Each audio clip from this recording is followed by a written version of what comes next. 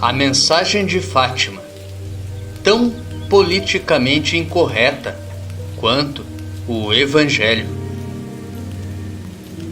Fátima possui uma mensagem dura, que na linguagem de hoje dizemos ser politicamente incorreta.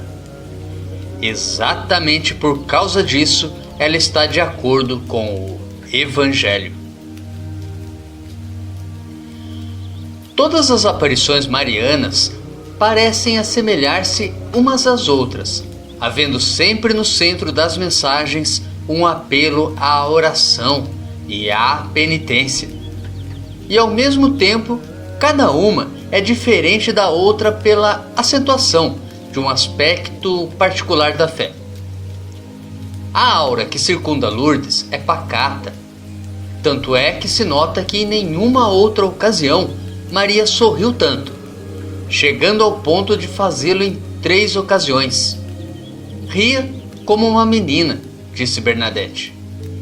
E não sabia aquela santinha que justamente isso iria induzir os austeros inquisidores da comissão que investigava a autenticidade da aparição a ficarem ainda mais desconfiados. Nossa Senhora que ri!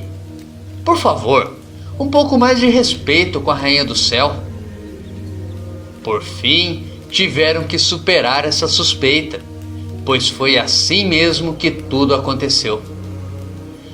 Não se deve esquecer, é claro, que esta mesma senhora que apareceu na gruta, dizendo ser a Imaculada Conceição, assumirá ainda um aspecto um tanto sério, repetindo os apelos de penitência e oração por si mesmos e pelos pecadores. Mas há um ar de serenidade, a falta da ameaça de um castigo, que é talvez um dos aspectos que mais atraem aos Pirineus as multidões que conhecemos. Misericórdia e justiça. A atmosfera de Fátima, ao contrário, parece sobretudo escatológica, apocalíptica, ainda que seja um final que conforta e acerena. É evidente que a razão principal da aparição portuguesa é conclamar os homens a uma vida terrena de tremenda seriedade e que não seja outra coisa senão uma breve preparação à vida verdadeira, a uma eternidade que pode ser de felicidade ou ainda de tragédia. É um chamado à misericórdia e ao mesmo tempo à justiça de Deus. A insistência unilateral de hoje somente sobre a misericórdia esquece a máxima do et et, a harmonia entre a graça e a natureza, entre o tempo e o eterno, entre o passado e o futuro, entre liberdade e justiça, que preside o espírito do catolicismo e que aqui vê em Deus o Pai amoroso que nos recebe de braços abertos e, ao mesmo tempo, o juiz que pesará sobre a sua infalível balança o bem e o mal. Recebe-nos no paraíso, sim, mas um paraíso que é necessário ganhar, gastando da melhor forma os pequenos ou grandes talentos que nos foram confiados. O Deus católico certamente não é aquele sádico do calvinismo que a seu bel prazer divide em 2 a humanidade, aqueles que nascem predestinados ao paraíso e aqueles que ab aeternum são esperados no inferno. É assim, afirma Calvino, que ele manifesta a glória do seu poder. Não, o Deus católico não tem nada a ver com semelhante deformação, mas muito menos é o permissivista bonachão, o tio tolerante que aceita tudo e igualmente acolhe. O Deus de que fala sobretudo o laxismo, dos teólogos jesuítas que foram condenados pela Igreja e contra os quais Blaise Pascal lançou as suas indignadas cartas providenciais. Ainda que soe desagradável aos ouvidos de um certo bonismo atual, tão traiçoeiro à vida espiritual, Cristo propõe à nossa liberdade uma escolha definitiva para a eternidade inteira: ou a salvação, ou a condenação. Assim poderia esperar-nos, inclusive, aquele inferno que omitimos, mas ao preço de omitirmos também as claras e repetidas advertências do Evangelho. Nele está contido o comovente apelo de Jesus: Vinde a mim, vós todos que estáis cansados e oprimidos, e eu vos darei descanso. E tantas outras são as palavras e gestos de sua ternura. Ainda assim, gostem ou não, nos evangelhos há também outra coisa. Há um Deus que é infinitamente bom e infinitamente justo, e a cujos olhos um homem mau e impenitente não equivale a um infiel crente que se esforçou, mesmo com as limitações e as quedas de todo ser humano, em levar a sério o Evangelho. O inferno não é uma invenção. No texto fundamental do ensino da Igreja, que é o Catecismo, aquele que foi inteiramente renovado, redigido por vontade de São João Paulo II e sob direção do então cardeal Joseph Ratzinger, um texto que fez todo seu o espírito do Vaticano II, os seus autores advertem: as afirmações da Sagrada Escritura e os ensinamentos da Igreja acerca do inferno são um chamado à responsabilidade com a qual o homem deve usar de sua liberdade em vista de seu destino eterno. Constituem também um apelo insistente à conversão. Parágrafo 1036.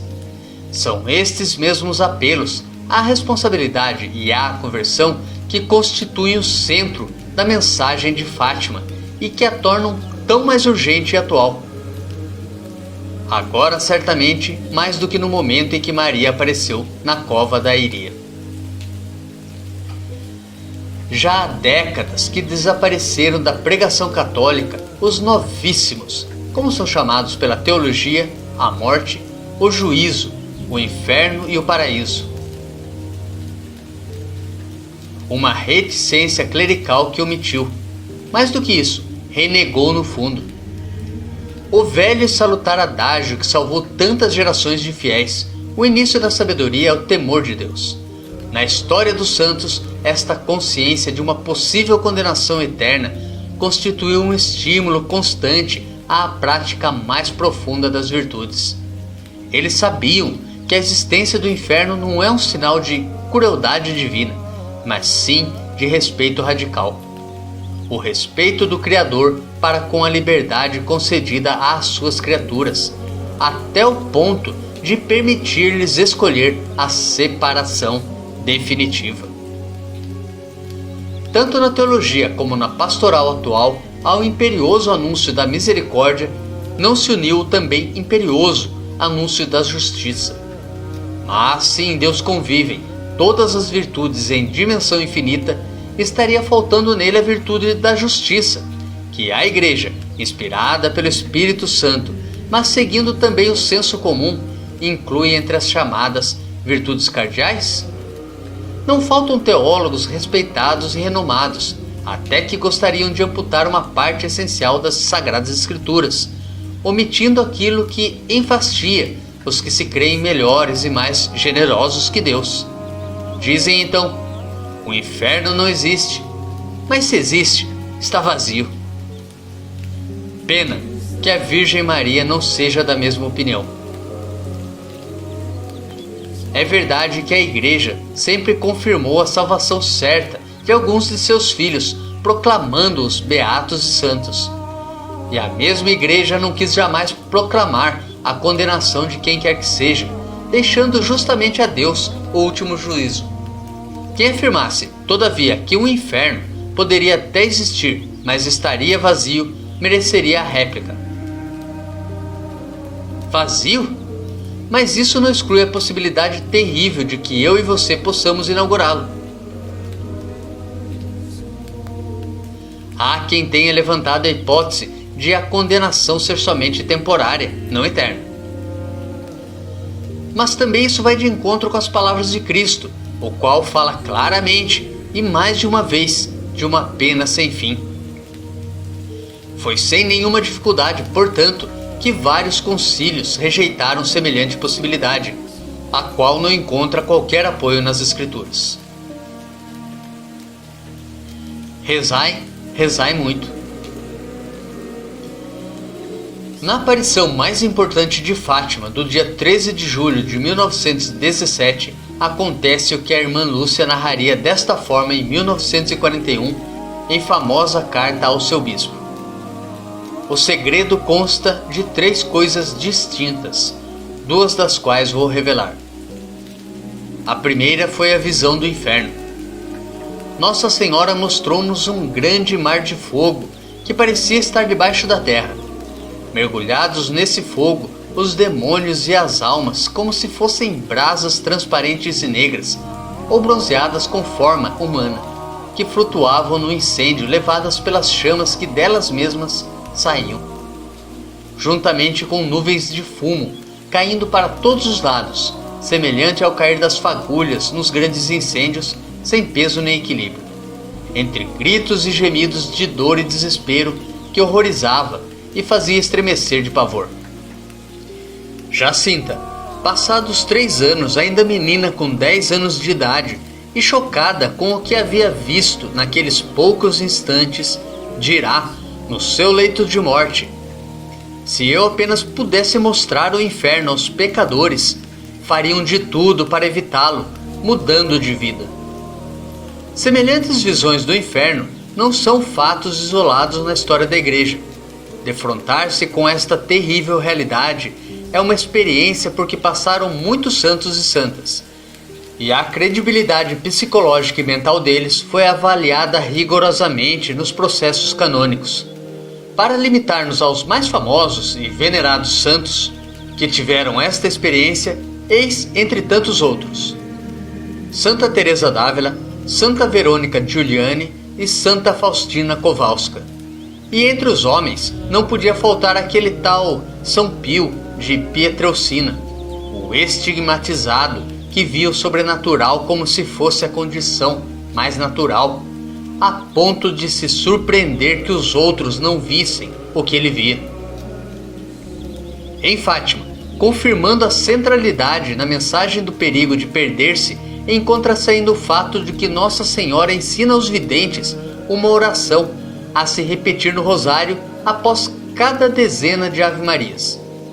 Oração que teve um acolhimento extraordinário no mundo católico, tanto que é recitada onde quer que se reze o terço mariano, e que diz: ó meu Jesus, perdoai-nos, livrai-nos do fogo do inferno, levai as almas para o céu e socorrei principalmente aquelas que mais precisarem da vossa misericórdia. Todas as palavras, como se vê, centradas nos novíssimos e ditadas às crianças pela própria Virgem Maria. O que, acima de tudo, o cristão deve implorar é a salvação do fogo do inferno, bem como pedir à misericórdia divina uma espécie de desconto de penas para aqueles que sofrem no purgatório. Dirá Nossa Senhora: com grande dor e pesar, como observa a irmã Lúcia, rezai, rezai muito e fazei sacrifício pelos pecadores. Muitas almas vão de fato para o inferno, porque não há quem reze e faça sacrifícios por elas. Debaixo de seu manto.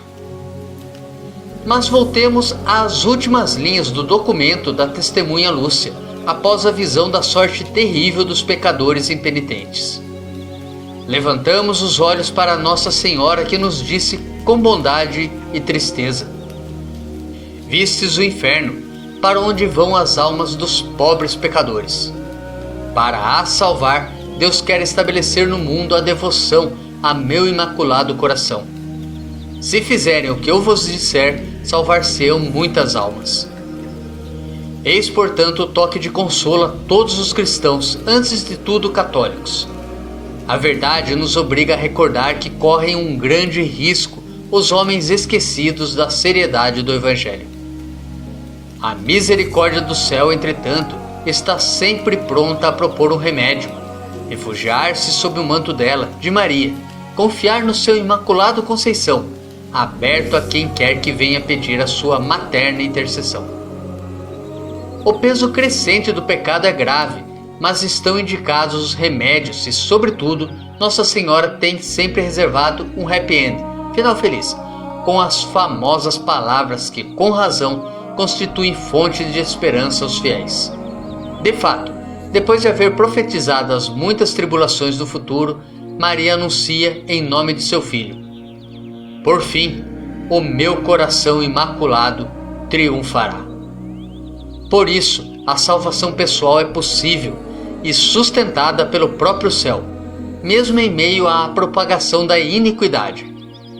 Ainda podemos esperar a conversão do mundo em um futuro impreciso e que só Deus conhece, confiando no coração da Mãe de Cristo, poderosa advogada da causa da humanidade.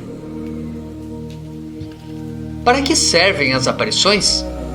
Fátima está entre as maiores respostas para um mundo que está sempre se esquecendo e hoje continua a esquecer ainda mais e mais o verdadeiro significado da vida sobre a terra e a sua continuação na eternidade. Fátima é uma mensagem dura que, na linguagem odierna, dizemos ser politicamente incorreta. Exatamente por causa disso, ela está de acordo com o Evangelho. Na sua revelação sobre a verdade e na sua refutação das hipocrisias, eufemismos e omissões. Mas como sempre naquilo que é verdadeiramente católico, onde todos os opostos convivem em uma síntese vital, a dureza convive com a ternura, a justiça com a misericórdia, a ameaça com a esperança. Assim, o aviso que provém de Portugal é ao mesmo tempo inquietante e consolador.